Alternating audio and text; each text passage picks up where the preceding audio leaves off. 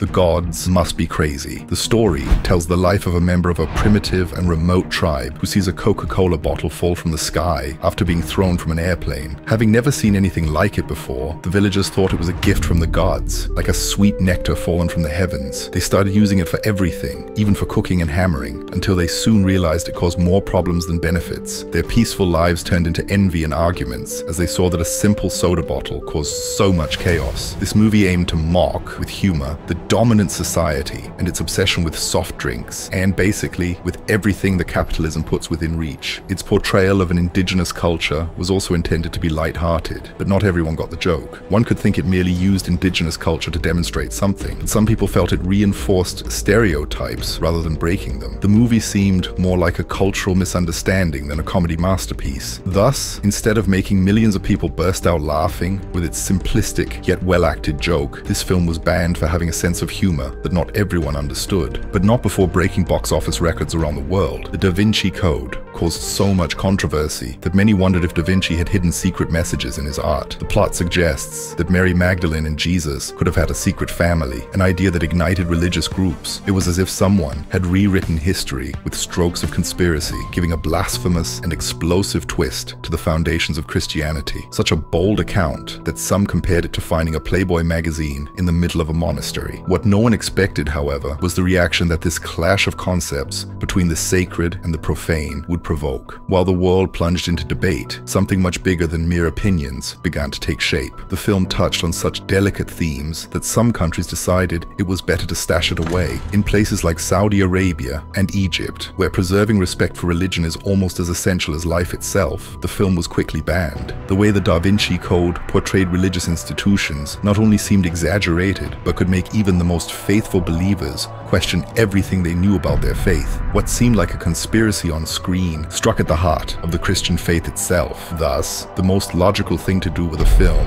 that could shake faith was to hide it under a rock called censorship. The human centipede. The centipede is such an intense experience that it will make you question just how far cinema can go to create something so grotesque, something that not even the most terrifying killers could compete with. Instead of creating the kind of horror that keeps you up at night, this film became an extreme test of how strong your stomach can be. And no, it's not psychological horror. It's something that goes even further. And the worst part is that it's not just fiction. There's a disturbing reality behind the plot that will make you want to stop the movie, but you won't be able to. It all starts with a mad scientist who decides to take his creativity to another level. This scientist has such a distorted vision of human evolution that he decides to create what he calls the human centipede. And the worst part is that when I explain it to you, you won't know whether to laugh or vomit. And this human centipede is not an abstract concept. It's literally joining three people from mouth to anus, creating a human digestion cycle that pushes the limits of what a body can endure. Everything one person eats passes through the others, in a grotesque abomination where the idea of horror has never been so literal. The reactions came quickly. Countries around the world, fearing the effects this movie could have on the public psyche, decided it wasn't something their people should watch. The Human Centipede was quickly banned in several nations, becoming one of those cursed films that defy any notion of good taste and decency. Cannibal Holocaust. Cannibal Holocaust is the film many believe should never have existed, because what was found inside those tapes goes beyond any horror movie you've ever seen. Why? Because some dared to say that what it showed was real. What began as a filmmaker's expedition to the heart of the Amazon jungle ended in one of the darkest and most controversial accounts in cinema history. The crew disappeared without a trace, but when a rescue team found their footage, they came across something no one was prepared for. A brutal chaos of cannibalism, extreme violence, and a terrifying look into the depths of human nature. And that was just the beginning of the controversy. What turned Cannibal Holocaust from just another horror movie into a forbidden phenomenon were the rumors that started to spread. Were the deaths shown real? Did the actors actually suffer harm? It even reached the point where people believed it wasn't fiction, but rather a documentary of pure horror. And this is where the real nightmare begins. The film showed acts of violence between humans and also included real scenes of animals being sacrificed, which turned the project into a blend of cinematic horror with explicit cruelty. It was too much for any average viewer, forcing governments and film boards to decide that there were safer ways to enjoy horror. Countries all over the world banned it, but the most curious and deranged can still find it in the depths of the internet. Mouse. Imagine a film where mice and cats tell one of humanity's darkest tragedies. This movie changed the way the Holocaust is narrated and also divided the world between those who saw it as a masterpiece and those who thought not, it should never have existed. Based on a Pulitzer Prize-winning graphic novel, Maus portrays Jews as mice and Nazis as cats. It's a moving story that brings the horror of the Holocaust to the screen through cartoon-like characters, challenging the usual way we process tragedy. But this unique approach was exactly what sparked the controversy. On one side, some saw it as a brilliant and accessible way to teach history. On the other, there were those who found it inappropriate, as if turning the protagonists into cartoons took away the seriousness of the subject. Although many praised its narrative approach, the film faced bans mainly because of its depiction of sensitive content. Some considered the graphic way the Holocaust was portrayed through these animated characters too intense. Imagine turning a Disney film about animals into a story where these cute creatures face horrors in a dark historical setting. That contrast caused confusion, making some believe it was a family-friendly movie, only to be met with the brutal realities of life through the struggles of the Maus mice. Additionally, the film was criticized for seemingly altering the serious tone of the original work. Some felt that the cartoony representation diluted the horrors of the Holocaust, as if sugar had been sprinkled on a spicy dish. For some, this approach felt disrespectful, leading schools and countries to keep the film out of children's reach. The Last Temptation of Christ. Imagine your favorite superhero, like Superman, questioning his existence and contemplating leaving heroism behind to live a normal life. That's the reason why The Last Temptation of Christ faced so many bans. It portrays Jesus in a similar light. Martin Scorsese's religious epic offers a scenario where the Messiah is tempted by the appeal of an ordinary life. In this story, the Son of God considers settling down, getting married, having children, working a 9-to-5 job, and paying a mortgage, setting aside, for a moment, his divine mission to save humanity. This internal conflict between earthly desires and heavenly duties was not well received by religious groups. Scorsese's portrayal of Jesus as a deeply human figure with human needs and doubts was considered blasphemous by some, especially the most devout. Christian groups protested in front of cinemas, outraged to see their savior weighing the pros and cons of an ordinary life. It's like getting angry because your favorite superhero decided to take a nap instead of fighting the villain. Pink Flamingos. This film managed to destroy every limit and taboo established in the 1970s. The plot follows Divine, a drag queen on a unique mission to be crowned the filthiest person on the planet. Imagine a contest where, instead of showing off talents, you compete to be as grotesque as possible. But that's not even the most surprising part. Pink Flamingos includes scenes so shocking they'll make you rethink what good taste even means. From public acts no one would dare to mention, to the infamous moment when someone eats dog feces. Yes, you read that right. It's as if the filmmakers decided that normal was too boring and set out to create a movie designed to offend. It was banned in several countries, not because of its quality, but because it challenges norms and decency in such a provocative way. The Dictator. As soon as you find out that the star of this film is the same actor behind Borat and Bruno, you already know it's going to upset some people. The Dictator is a direct attack on dictatorship and authoritarianism, which led several countries to ban it entirely. The movie follows General Aladdin, a ruthless North African dictator who rules with an iron fist and a terrible haircut. When democracy threatens his power, he is sent to New York, where he's overthrown and faces a strange concept: democracy. The film pulls no punches as it mocks dictators, using satire to ridicule their behavior and cultural stereotypes. It portrays authoritarian leaders as foolish, idiotic, and outrageous. Its humor is far from subtle, and while it may be entertaining in democratic countries, it's considered an insult in nations with a history of dictatorship. Allowing a film like this could be like throwing gasoline on a lit fire, potentially causing a political explosion. That's why it was banned in several Arab countries, which considered the film a direct insult aimed at them. Life of Brian. We're over 2,000 years in the past, and you're living your life normally until someone accidentally mistakes you for Jesus Christ. This religious twist turns into a series of funny events that make you see the Bible as a comedy book. Now you understand why Life of Brian was frowned upon by religious groups. The film tells the story of a man who was born on the same day as Jesus and is mistaken for the savior because he was born in the house next door. It's the Monty Python group's attempt to offer a new perspective on biblical stories, to the dismay of those who prefer their religious accounts to be treated with the utmost solemnity. It treats sacred themes with humor, making Christian groups believe these guys were simply mocking their savior and using the story of Jesus as a way to make a few dollars with a comedy film. It's as if the film's goal was to press every button of religious sensitivity until it reached exact breaking point. To begin with, in the UK, some town councils even banned the film because they feared it could lead to more blasphemy. In Ireland, it was so controversial that the Irish censor said it was like spitting on the Holy Grail. In the United States, it wasn't banned nationwide, but local groups frequently attacked it, believing it mocked their faith in a way that didn't match their idea of a good Christian story. American Sniper. If you have a movie made by an American, starring an American, and about an American fighting for American freedom in the Middle East, it's natural that it stirs up some controversy in places that don't have much affection for the United States. The film was extremely controversial in several Middle Eastern countries for its warlike vision and the way it portrayed heroes and villains. While some praised the American patriotic tone, others saw something very different. A vision so one-sided, it felt more like a comic book, where Middle Eastern soldiers couldn't be more cruel, and the American sniper was a flawless man. But the film also dives deep into the heart of the Middle East conflict. If you're used to swallowing what Western media serves every day, you won't see anything wrong with this movie and its narrative. However, countries and people affected by Middle Eastern conflicts involving the US were far from satisfied with how the film portrayed military actions and political issues. It's like a graphic novel where the heroes never make mistakes, while the villains, the Middle Eastern soldiers, are evil down to the last hair on their heads. It was also banned in other countries, not because they were offended by the war portrayal, but because they feared it could spark internal tensions among groups with opposing opinions about the film. Don't forget to support this type of content by subscribing to the channel and watching this other very interesting video.